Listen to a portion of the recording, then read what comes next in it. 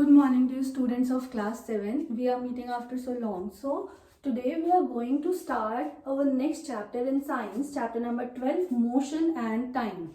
Beta, when you listen to this word या got to know this word, what is motion? तो basically कभी भी हम अपनी डे टू डे लाइफ की कोई भी एक्टिविटी स्टार्ट करते हैं, जब हमारा दिन स्टार्ट होता है, चाहे हम सोकर उठे, from that time to the time we go to our bed, हम हमारे डे टू डे लाइफ में बहुत सारी चीजें मूव करते हैं, मूवमेंट करते हैं, and basically that movement shows हमारा मोशन. अगर मुझे मोशन को बेसिक लैंग्वेज में डिफाइन करना हो, how will I define motion is basically किसी भी ऑब्जेक्ट की पोजीशन में चेंज होना with respect to time. Like suppose अभी for instance of time I am standing here. In 2 seconds I move my position from this place to this place. So my body got in motion. I got moved from a place to another.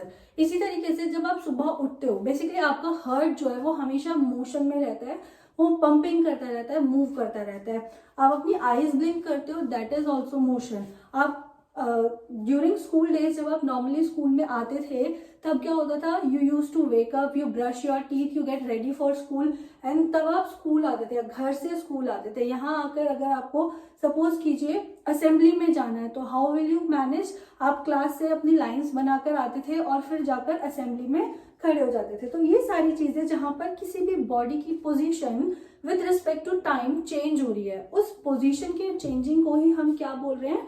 Motion बोल रहे हैं. तो आज जो हम discuss करने वाले हैं, सबसे पहले हम मोशन और टाइम के बारे में डिस्कस करने वाले हैं. तो writing the basic definition of motion, हमें क्या मिल रहा है? मोशन की डेफिनेशन जो मिल रही है, the change in position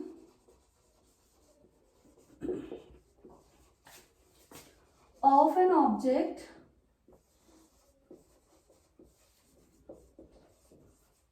with respect to time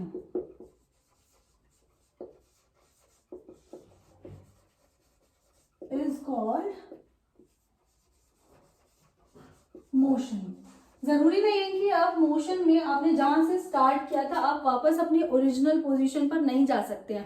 original position मतलब सपोज मैंने अभी आपको अपना एग्जांपल दिया था, आई एम स्टैंडिंग हियर और मैं 2 सेकेंड में यहां से यहां शिफ्ट हो गई, तो मेरी बॉडी में मूवमेंट हो गया, that is I done motion.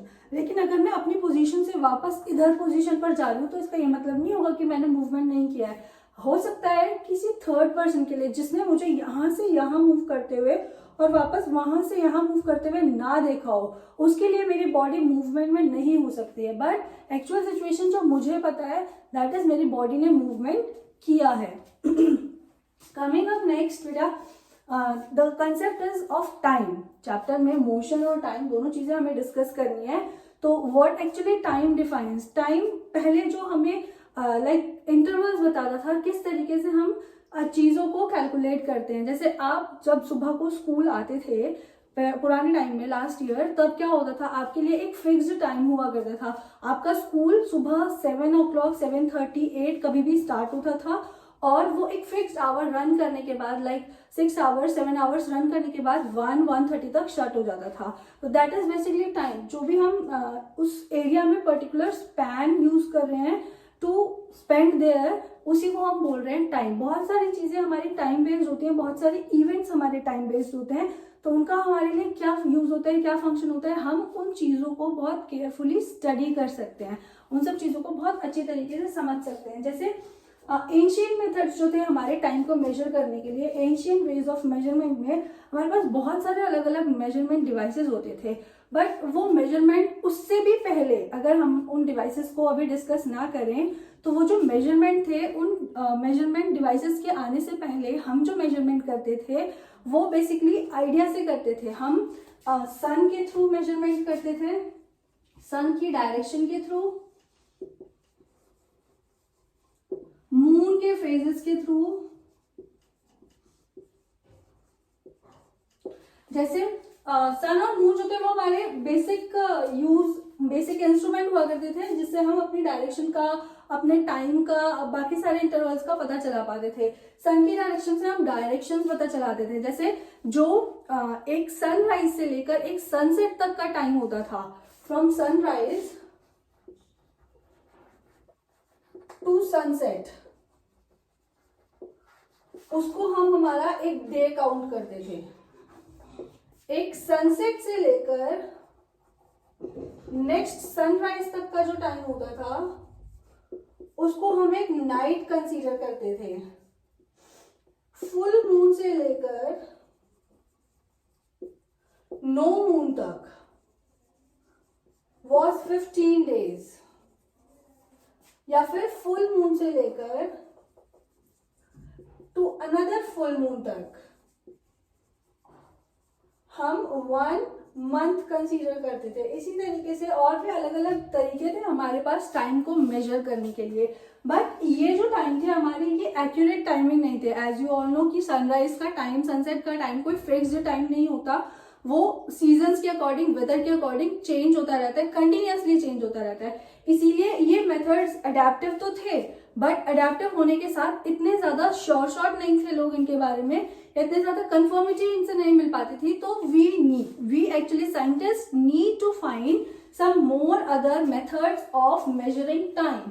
तो इनिशियली जो हमारे डिवाइसेस डिस्कवर हुए थे या डिवाइसेस जो हमारे साइंटिस्ट ने यूज किए थे, उन डिवाइसेस में हमारे पास जो हम आज मेन पढ़ने वाले हैं दैट इज अवर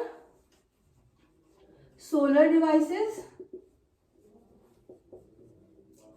सनडायल जिसको हम बोलते हैं बेसिकली, क्लॉक आर क्लॉक भी जिसको हम बोलते हैं, सैंड ग्लास,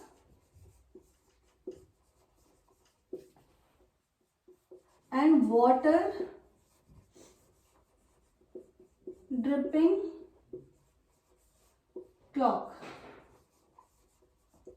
ये मेन चार हम डिस्कस करने वाले। मेन चार में जो सोलर डिवाइसेस होते थे या जिनको हम सोलर वॉचेस बोल सकते हैं, वो बेसिकली क्या होता है, वो सन से ऑपरेट होती हैं। सन से ऑपरेट होने का क्या मीनिंग है, there is a panel like structure, एक बड़ा सा सर्कुलर स्ट्रक्चर होता है, उस बड़े से सर्कुलर स्ट्रक्चर पर वो एक मेटालिक सर्कुलर स्ट्रक्चर होता है, उसके ऊपर एक ट्रायंगुलर पीस रखा होता है। जैसे सपोज कीजिए ये एक सर्कुलर डिस्क है, मेटालिक डिस्क, और उस मेटालिक डिस्क के ऊपर बेटा एक ट्रायंगुलर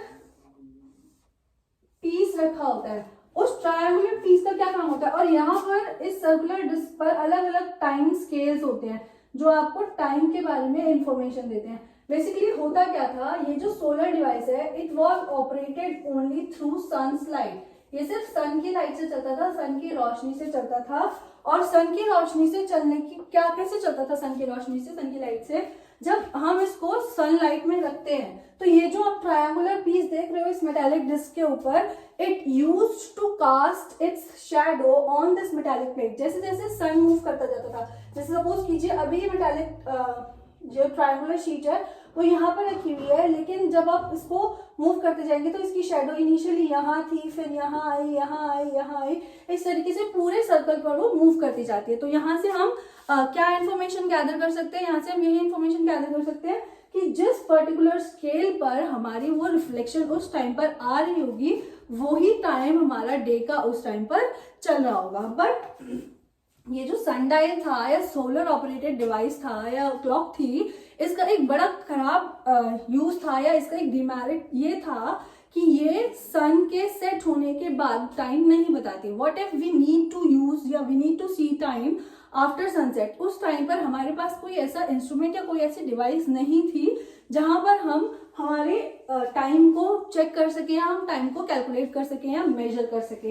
इसीलिए this was a big no. Otherwise इसमें और कोई प्रॉब्लम नहीं थी, काफी ज्यादा एक्यूरेट थी, और काफी एक्यूरेसी होने के बावजूद भी हम इसको हमारे फ्यूचर प्लानिंग्स के लिए या फ्यूचर यूजेज के लिए यूज नहीं कर पाए, क्योंकि ये हमें इवनिंग में सनसेट के बाद टाइम बताने में हेल्पफुल नहीं थी। Coming next is clock hour. Clock hour आपने देखा होगा, सैंड क्लॉक्स जो होती हैं वो किस तरीके से आर ग्लास की शेप में होती हैं, उसमें 2 चैम्बर्स होते हैं, एक अपर चैम्बर एक लोअर चैम्बर। अपर चैम्बर में सैंड होता है और वो सैंड धीरे धीरे ड्रिप करके लोअर चैम्बर की तरफ जाता है।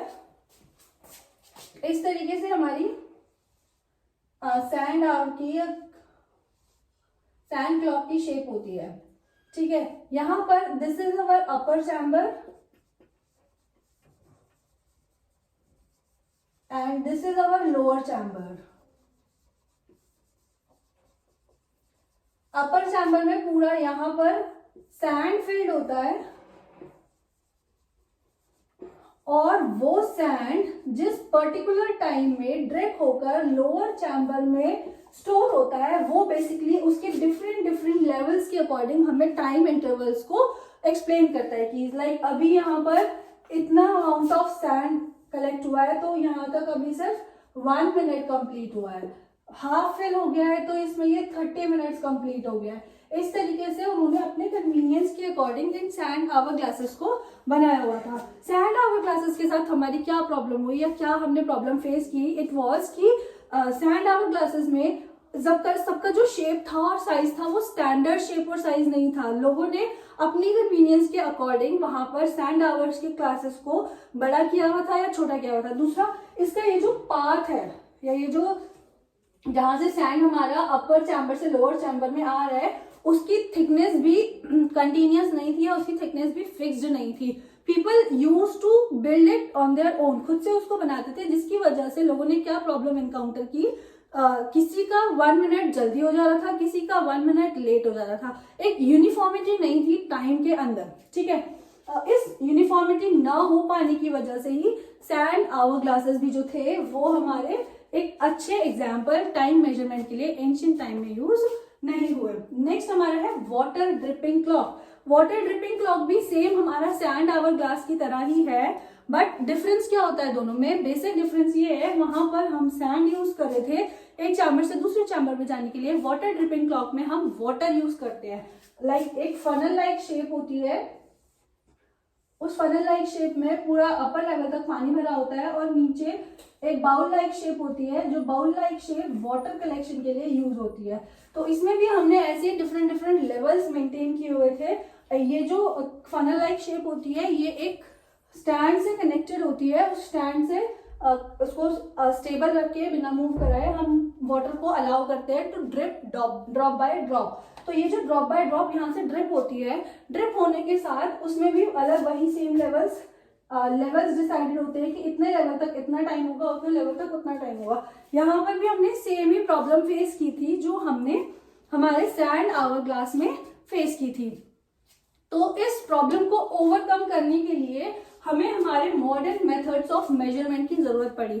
आज जो हमारी क्लॉक्स होती हैं या जो भी मेजरिंग डिवाइसेस होते हैं, उन क्लॉक्स में या उन मेजरिंग डिवाइसेस में ऐसा कौन सा इंस्ट्रूमेंट होता है या क्या प्रिंसिपल होता है जिस प्रिंसिपल पर हमारी जो मॉडर्न क्लॉक्स हैं वो वर्क करती हैं?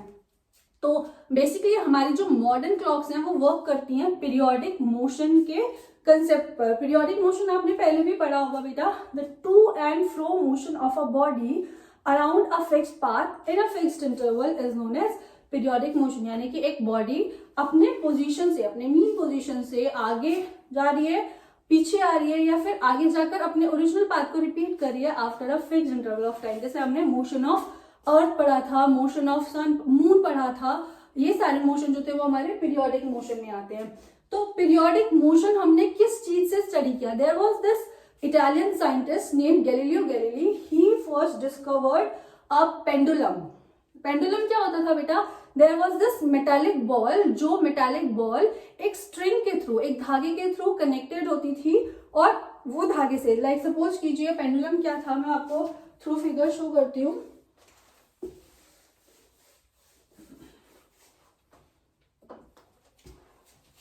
यहाँ पर ये एक स्टैंड है, उस स्टैंड से एक स्ट्रिंग अटैच है और स्ट्रिंग से एक मेटालिक बॉल या जिसे हम मेटालिक बॉब बोल सकते हैं वो अटैच होता है। यहाँ पर जहां पर वो उसकी रेस्ट पोजीशन होती है, जहां पर वो रुका हुआ होता है, रेस्ट पोजीशन को हम बोलते हैं इसकी मीन पोजीशन। मीन मतलब उसकी ओरिजिनल पोजीशन जो है।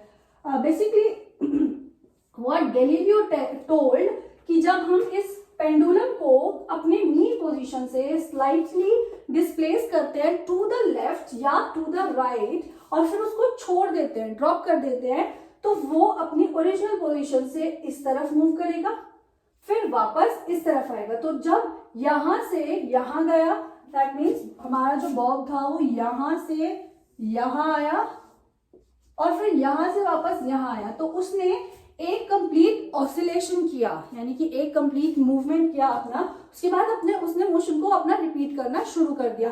तो ये जो वन कंप्लीट ऑसिलेशन होता है, उस वन कंप्लीट ऑसिलेशन को करने के लिए वो कितना टाइम ले रहा है, that actually defines the time period of a body. ठीक है, अब ये जो पेंडुलम थी, इस पेंडुलम का एक अच्छी बात थी या एक फिक्स बात थी कि ये हमेशा एक ऑसिलेशन को कंप्लीट करने के लिए इक्वल टाइम लेगा। ये अपने ऑसिलेशन को कंप्लीट करने के लिए कभी भी ज्यादा टाइम नहीं लेगा या कभी कम टाइम नहीं लेगा। जितना इसने फर्स्ट ऑसिलेशन में लिया था उतना ही अपने नेक्स्ट बाकी सारे ऑसिलेशंस में भी सेम अमाउंट ऑफ टाइम लेगा। तो ये हमारा जो पेंडुलम का डिस्कवरी हुआ था, पेंडुलम का डिस्कवरी साइंटिस्ट के लिए और सारे फिजिसिस्ट के लिए बहुत ज्यादा इंपॉर्टेंट था to study and to understand how to measure time properly. Next हम जब नेक्स्ट क्लास में मिलेंगे तो वी विल डिस्कस कि कौन कौन सी तरीके की क्लॉक्स हम मॉडर्न टाइम में यूज कर रहे हैं to study them and to understand their mechanism. Okay बेटा।